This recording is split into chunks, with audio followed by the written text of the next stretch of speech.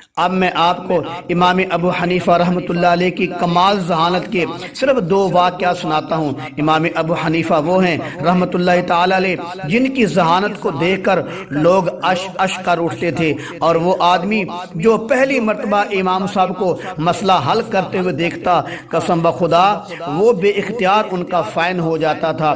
توجہ فرمائیں، ایک مرتبہ امام صاحب کے پاس یہ مسئلہ آیا کہ ایک عورت چھت پر چڑھ رہی ہے، ابھی سیڑھی کے درمیان میں ہی تھی کہ خامد نے یہ کہہ دیا اگر تو اوپر کی طرف چڑھے تجھ کو طلاق ہے، اگر نیچے اترے تجھ کو پھر بھی طلاق ہے۔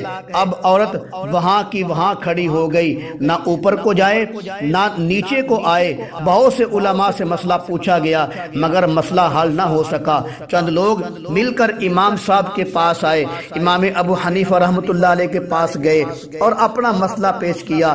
امام صاحب نے بڑے تحمل سے مسئلہ سنا، پھر فرمایا چند آدمی جاؤ اس سیڑھی کو عورت سمیت پکڑ کر زمین پر رکھ دو۔ لوگوں نے ایسا ہی کیا، اوپر چڑھنے اور نیچے اترنے کا مسئلہ ہی ختم کر دیا اور عورت طلاق ہونے سے بچ گئی۔ یہ دیکھ کر سب لوگ حیران رہ گئے کہ ماشاءاللہ کتنے خوبصورت انداز سے مسئلہ حل کر دیا ہے۔ وہاں کے سب لوگ امام صاحب کی کمال ذہانت کی داد دینے لگے۔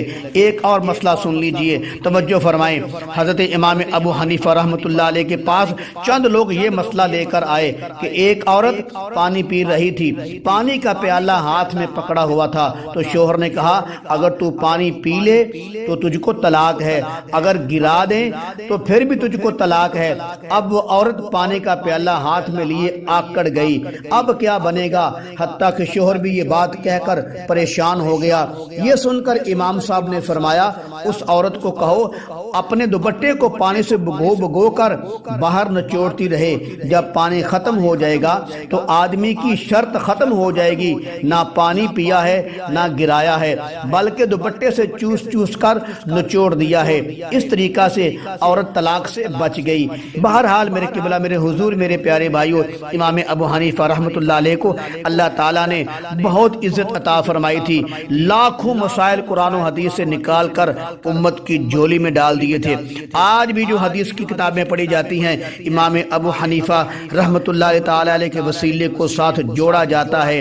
بہرحال میرے پیارے عزیز بھائیوں، میری دلی دعا ہے جتنے بھی میری باتوں کو سنتے ہیں اللہ تعالیٰ سب کو سدا سلامت رکھے، اللہ تعالیٰ سب کے گھر بار میں، مال جان میں، کاروبار میں خیر و برکت فرمائے، اور اللہ تعالیٰ امام ابو حنیفہ رحمۃ اللہ علیہ کی قبر پر کروڑوں رحمتیں نازل فرمائے۔